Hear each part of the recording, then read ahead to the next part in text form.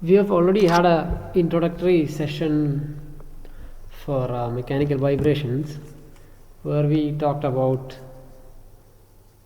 some of the fundamental concepts and ideas behind vibrations, and we talked about resonance, and we talked about applications of vibration in engineering and science, and things like that. So in this lecture we will start the mathematical analysis of vibratory systems. So the first and simplest case of vibration is a free vibration.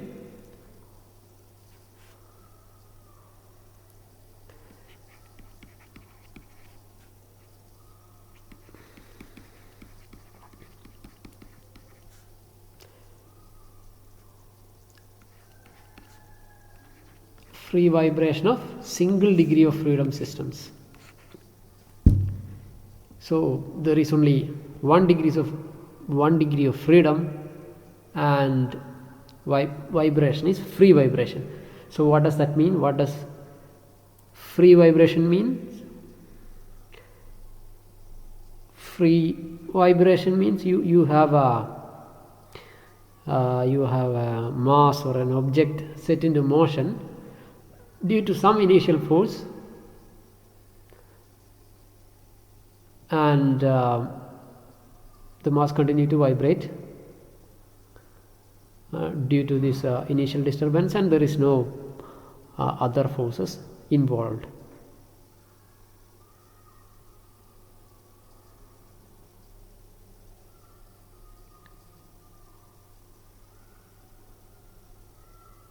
Other forces means other external forces.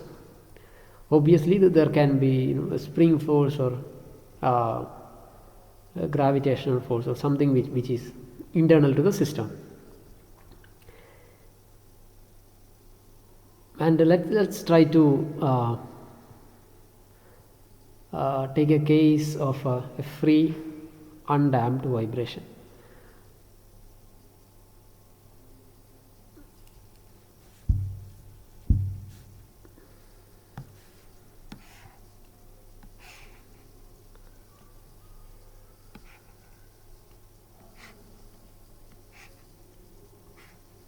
You have a mass m which is connected to a wall with a spring which has a spring constant k, and let's say this is the original position.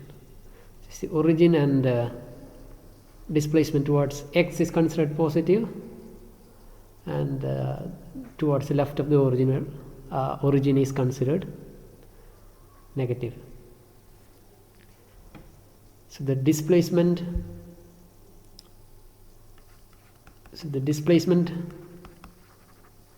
is represented by the variable x. Velocity is represented by the variable x dot, which is nothing but the first derivative of x, which is dx dt, and acceleration of the mass is represented by x double dot, which is nothing but the second derivative of displacement. So in this case, of course displacement is a vector, but this is a single degree of freedom system with motion in only one direction, so x is the only thing we are worried about. But we know that these are vectors. That's I don't need to explain further here, I think. I mean, these quantities are essentially vectors.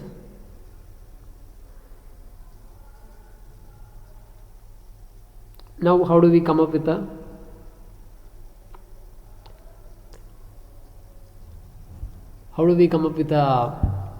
equation, a differential equation for motion of the system? That's the question we are trying to address here.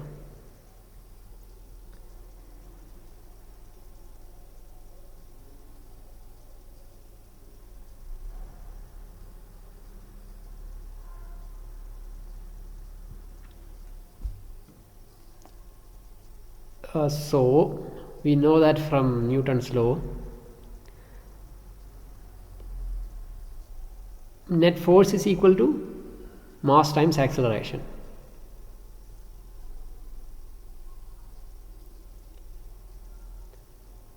And mass here is m, acceleration here is x double dot. So mass into acceleration should be equal to net force. And what is the net force here? What is the net force on the object here? It will be, let's say the object, the mass moves a certain distance.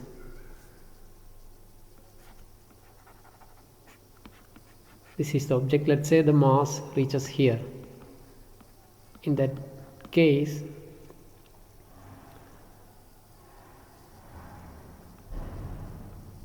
mass will, if mass moves by a distance x, the spring gets extended by a distance x, and there is a spring force on the mass. So if the mass is here, spring gets extended and there is a force on the negative direction due to the spring. So we will write it, and from we know that that spring force is proportional to the spring deflection, which will be x. If mass moves by a distance x, spring will get extended by a distance x, and hence the spring force is proportional to x. So we will use a constant k, which is called spring constant, and kx will be taken as the net force on the mass, and it is towards left, hence negative. And this is also true even if it comes to the left side. In that case, k becomes positive and x becomes negative, then the total sign will be negative itself. So our equation will be mx double dot, if we take kx to the other side, kx is equal to 0, or m d square x dt square plus kx equal to 0. So this is the differential equation of motion for the free undamped vibration of a single degree of freedom system with mass m. Now there are many ways you can use any law to come up with this equation. You can use D'Alembert's principle, you can use principle of conservation of energy. Anything will suffice, and this is a very easy step. And once we have that, let's try to find out the solution of this governing equation. This is our main governing equation for free vibration of single degree of freedom systems. Now how do we come up with a solution? I'll just write down the equation mx double dot plus kx is equal to 0. Now let's assume that, of course, x being the displacement of the mass is a function of time. Let's simply assume that x, which is a function of time, is equal to c e to the power st, where C and S are constants. Here both C and S are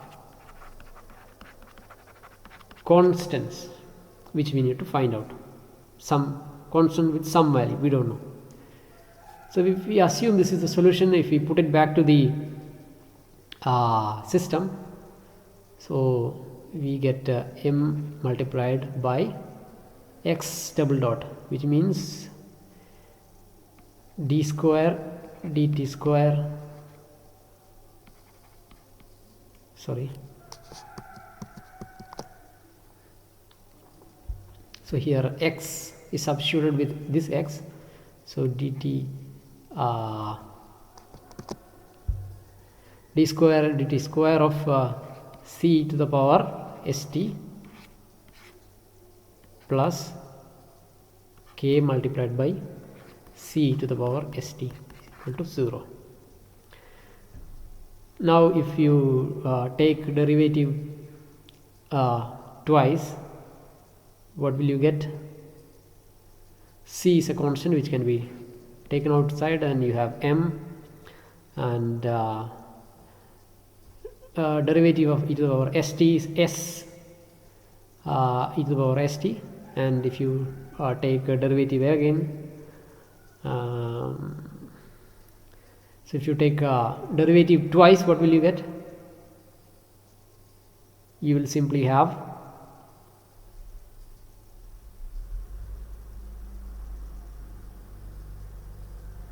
what will you have?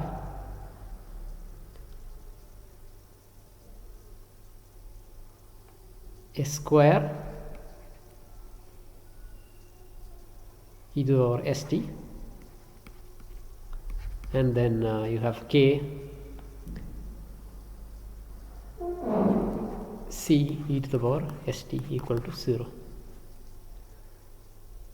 So here this can be written as cms square is equal to kc is equal to 0. Now c is common at both places, so let's take c out. It's mx square plus k is equal to 0.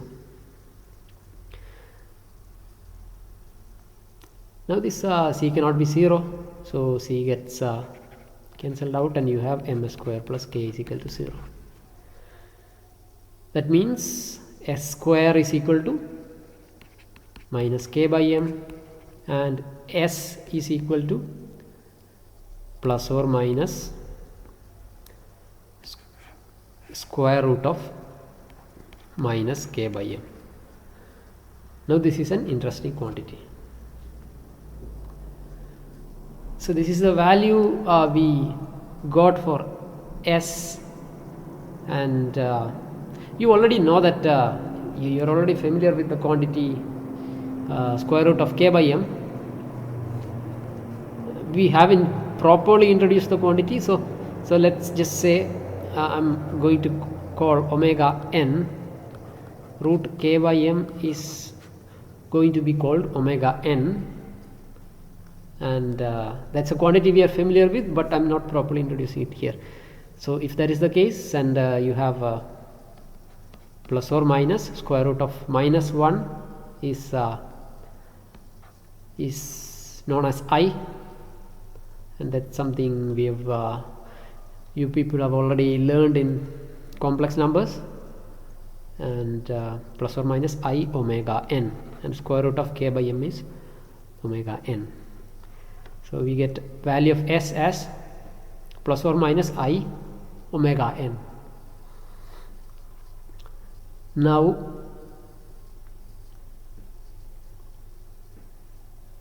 how do we proceed from here? So if that is the case, we can give these values. So this is this roots of the equations here.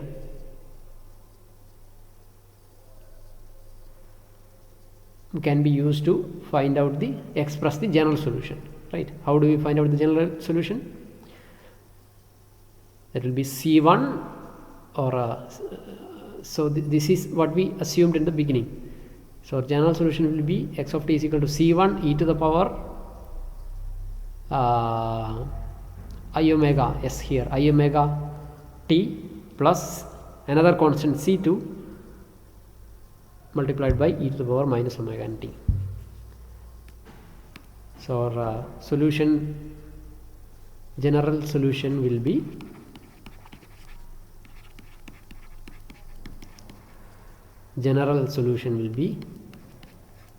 so of t is equal to c1 e to the power I omega n t plus c2 e to the power minus I omega n t. So this was the solution, right? Plus or minus I omega. I omega was the value of s we've got. Now we know that so what is e to the power I alpha t? That is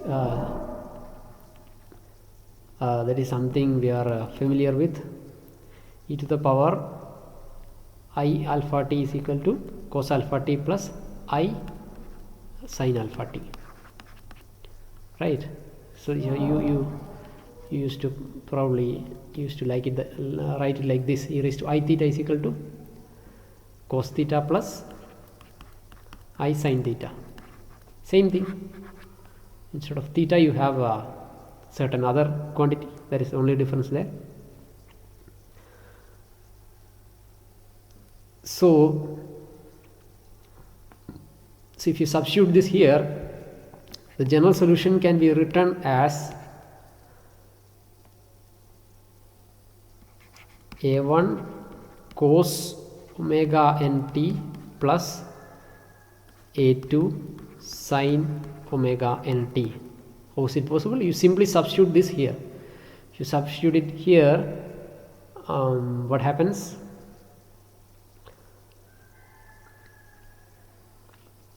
You can you will get this equation here.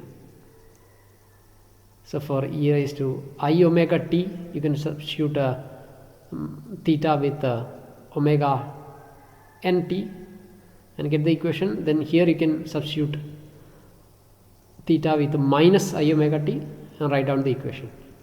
So if you write down the equation like this, you will come up with this equation where a1 and a2 are this is a2, okay, a2 are new constants. So these are not earlier constants. This is also a constant, but this is not the same thing. When you substitute it, substitute e raised to alpha t here in the equation, you will realize that a1 and a2 are not same as c1 and c2. They are new constants, but constants, arbitrary constants. So it doesn't matter whether it is new or old. Now let's try to apply some boundary conditions and come up with a particular solution. Now if you put let's say at time is equal to 0, at time t is equal to 0, let's write displacement at time t is equal to 0. What happens if you put t is equal to 0 here? Sin 0 is 0 and cos 0 is 1. So this is equal to a1, right? And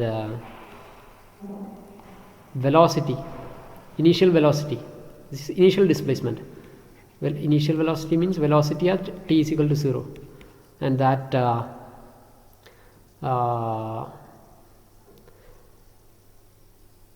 that will be what? X dot. X dot means derivative of x. So cos will become sine, sine will become cos, and omega will come outside, right? So sine will become cos and when you put t is equal to 0, this becomes 1 and omega will come outside. Then you will get omega n into a2, and this initial displacement will be, we will call it well, the initial displacement we are going to give, let's say that is x naught, and the initial velocity x dot 0. This is what we apply to the system, to our earlier system. So that physically mean, what does that physically mean? We pull it or push it with a certain distance and simply release it. So that is the initial displacement. Or we kind of give it an initial velocity. Let's say we give an initial velocity of 10 meters per second towards right or left from certain point. That's the initial velocity.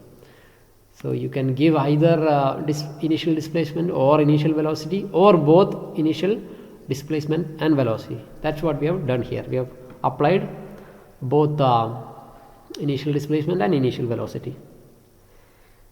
Now how do we proceed from here? Now we would like to, now we can remove this arbitrary constant a1 and a2 and supply something more meaningful. So a1 is equal to x naught, which is initial displacement, and omega n a2 is equal to x dot 0, which is the initial velocity. So we can supply these more meaningful quantities in the equation, this equation here, and that will now a1 will be substituted with x naught. Now x naught cos omega n t plus x naught by omega n, right? X naught by omega n. a2 is equal to x naught dot by omega n into sine omega n t. Now we have this. Now what we'll do here is that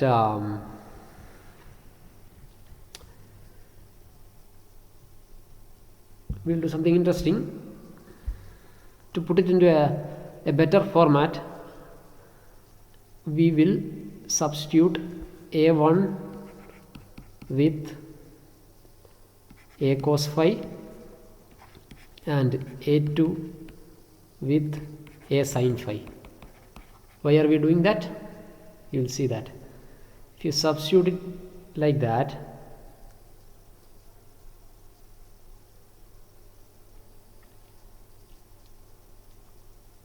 back here we will get a format which is, okay, this is the equation. Okay, this is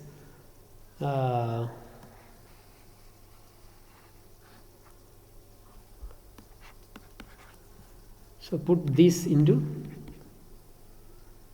1, equation number 1, a1 and a2. So what do we get?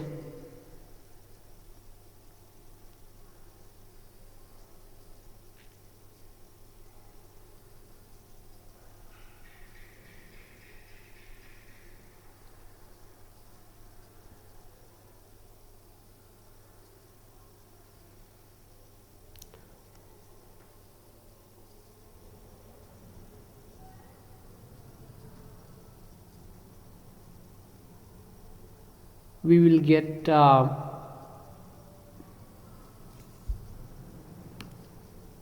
let me write down the full equation. So now the x of t, a1 cos omega n t plus a2 sin omega n t is our equation. From there we have given a1 as a1 is now equal to a1 a cos phi, so a cos phi cos omega n t plus now a2 is equal to a sin phi, a sin phi sin omega n t. Now we have supplied it with new two constant a and phi. So a1 and a2 are now replaced with arbitrary constants. A1 and a2 are replaced with arbitrary constants a and phi. Now how is this useful? Now this can be written as taking class.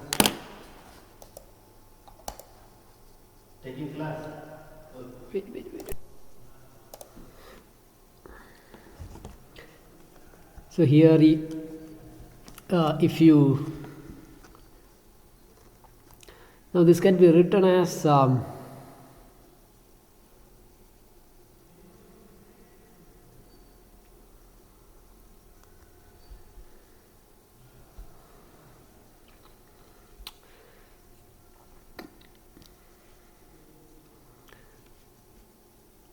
if you take out a, and this can be now written as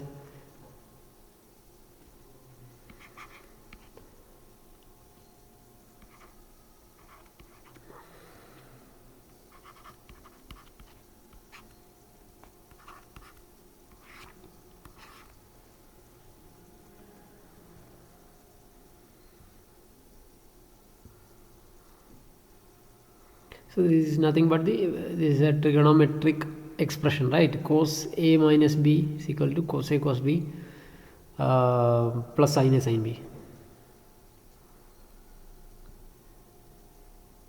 So this is the direct expression.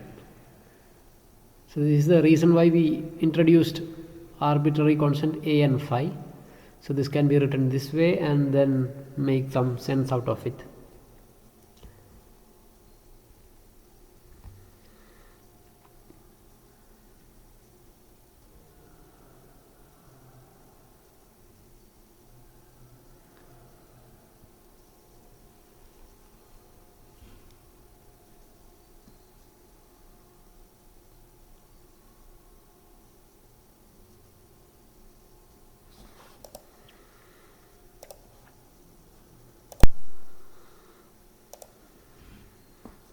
So this is now like the expressions we have introduced. Let's just say we have a triangle, right triangle with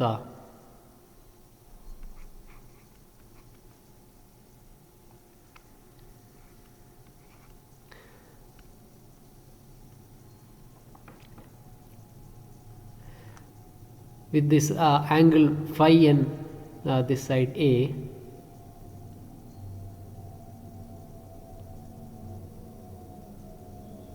Now if you see the assumption we have done, a cos phi is equal to a1 and a sin phi is equal to a2. So a cos phi is equal to a1. That means that this can be thought of as rectangular component. A cos phi is equal to a1 and a sin phi is equal to a2. So from this relationship we can actually we can write down the relationship between these quantities. So from the triangle, now we know that from Pythagoras theorem we know that a is equal to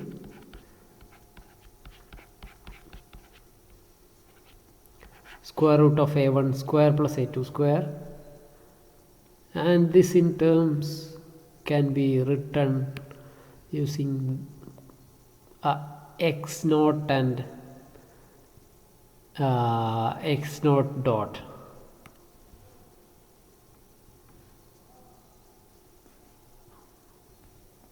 Whose relationship we have already found out. So a1 is equal to x naught and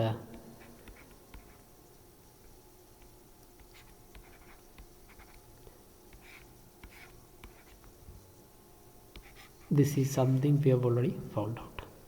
So a1 and a2 are replaced with initial displacement and initial velocity, and this will now be the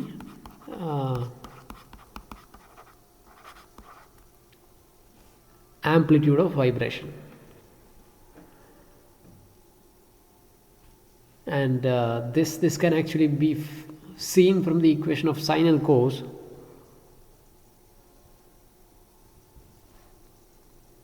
And you can also better understand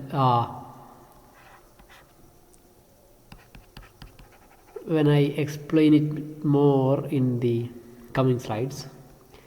Let's say now the angle phi can be written as tan inverse A2 by A1.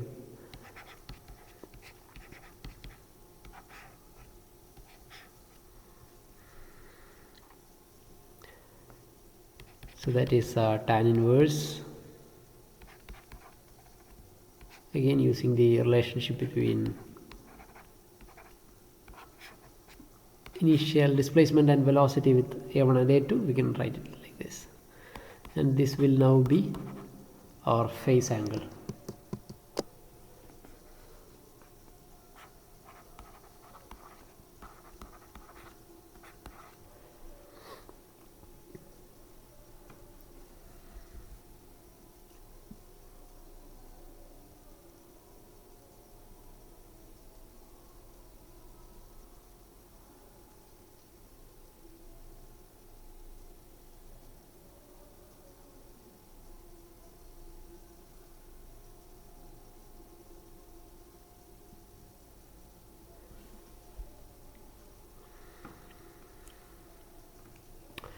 Now we will I'll just now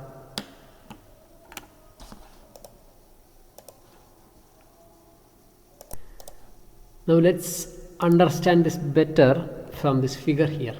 So what have I done here? This is nothing but the let's say the graphic representation of the equation we have just written there.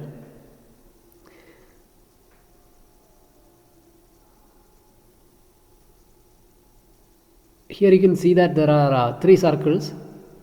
There is a circle inside with radius A2, and another circle here with radius A1, and an outside circle with radius A.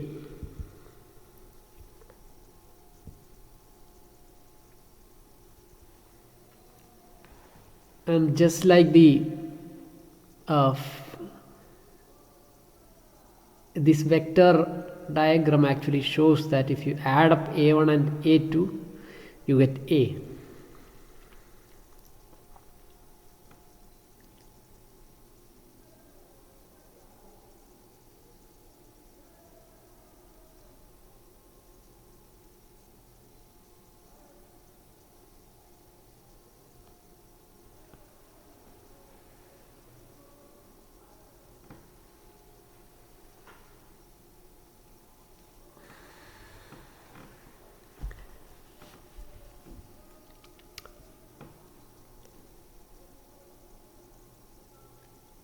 And why does that equation actually, how does that equation match with this figure?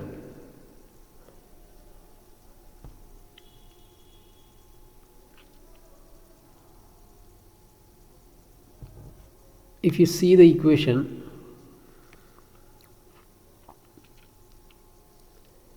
we know that solution, this is the general solution, right? The solution is equal to A1 cos omega t plus A2 sin omega t.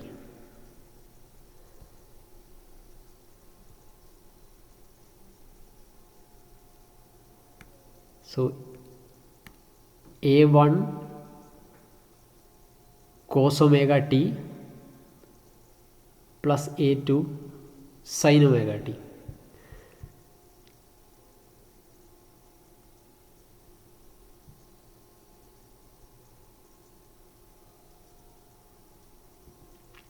So let's take the projection of this vector in the vertical axis x. Now if you see that, let's okay, I'll show you a video here.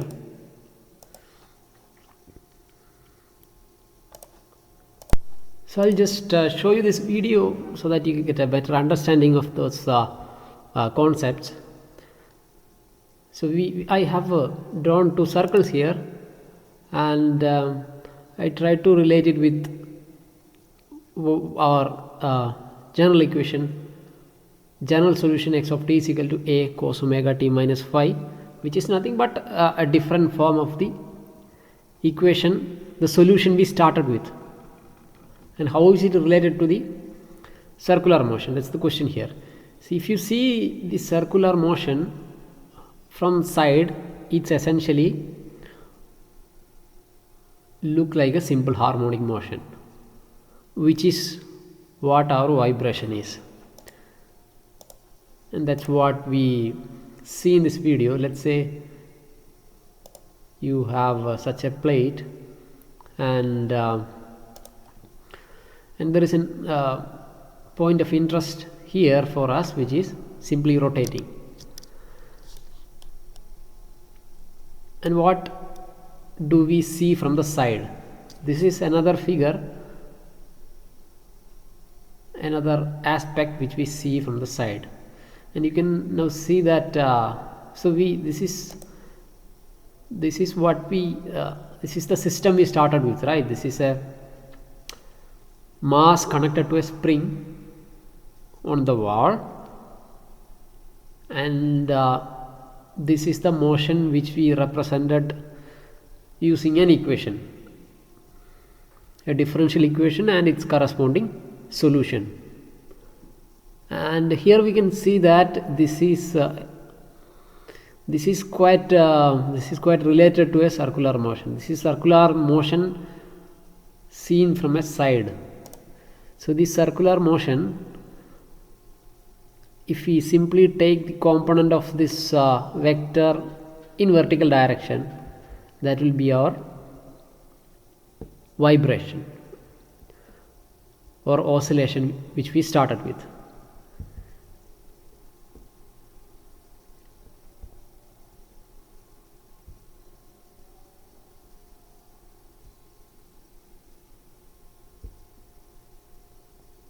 And that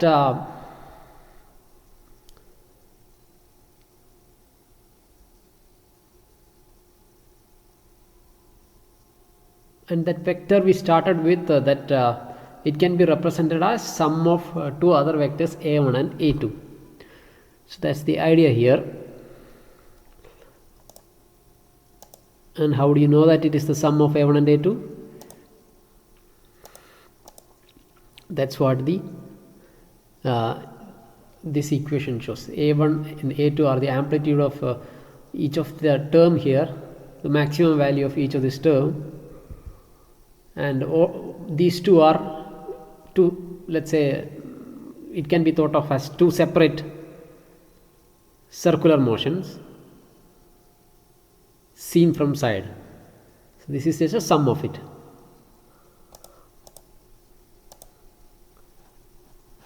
Coming back to the video here, now if you see the circular motion from the side, that's exactly how our vibration happens.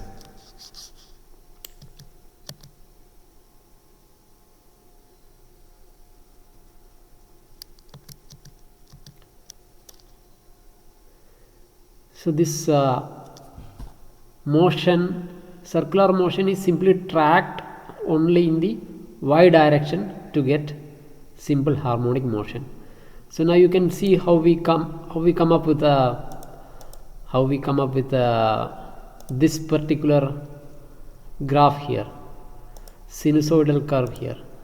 So if we track this point only in vertical direction, we get the simple harmonic motion. And what happens if it's a function of time? If it's a function of time, and if we draw all those points taking time in the x direction, we will have this sinusoidal curve which represents the vibration of the mass.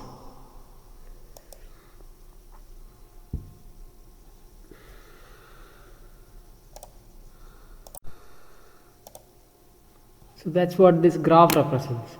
So I don't know if I've confused you with too much data here. All you need to do is go to the derivation from the beginning and make sure that you understand every step of the derivation and try to relate the equation, try to relate our solution with solution equation with this particular graph, the circular motion, and how we come up with a simple harmonic motion from the circular motion.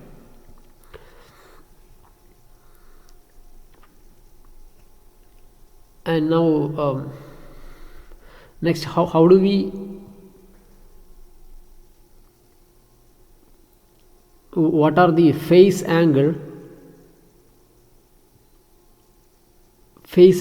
and amplitude here?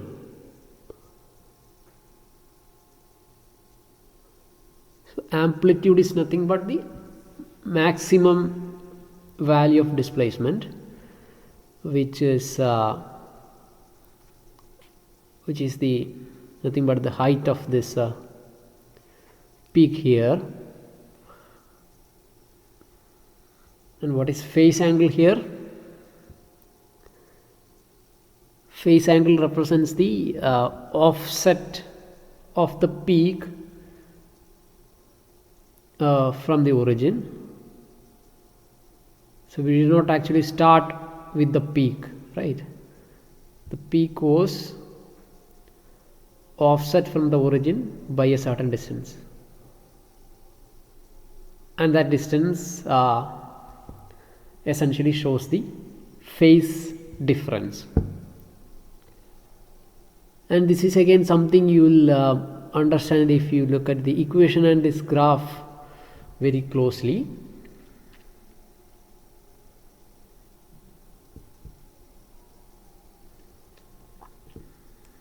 But I think I've already spent too much time on the lecture. This is okay, 42 minutes.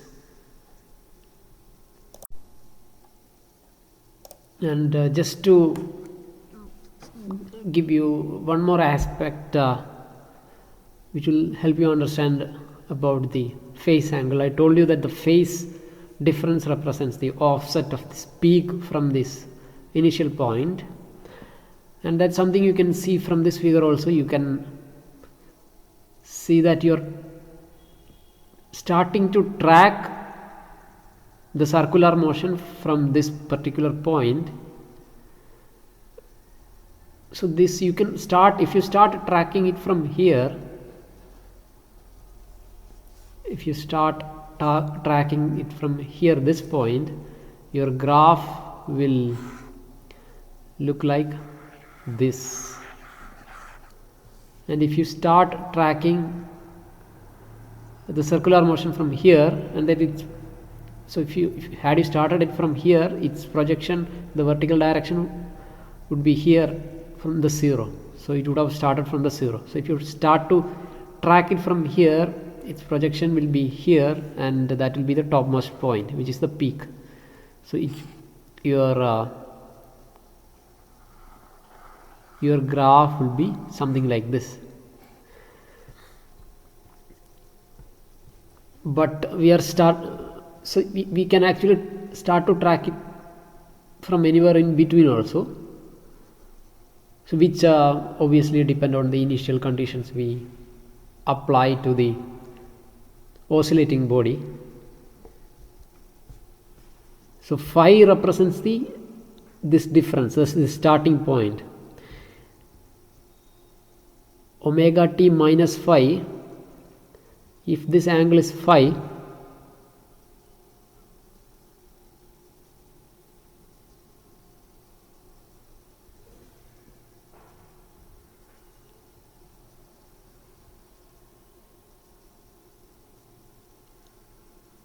if this angle to start with will be omega t minus phi,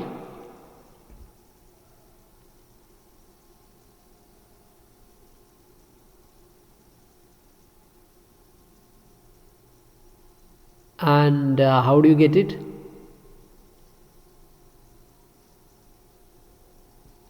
Instead of starting from the peak, we started from here.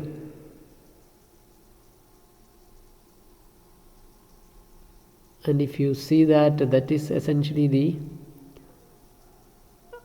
value a1, and a1 is equal to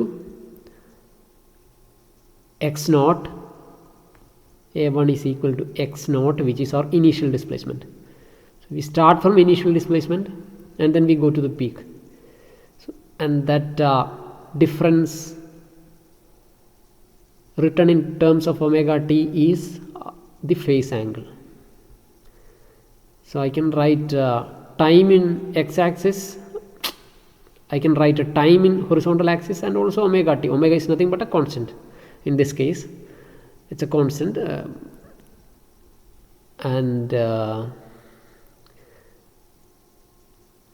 when omega t is the horizontal axis, phi is the difference between the peak and the starting point, which is our initial displacement.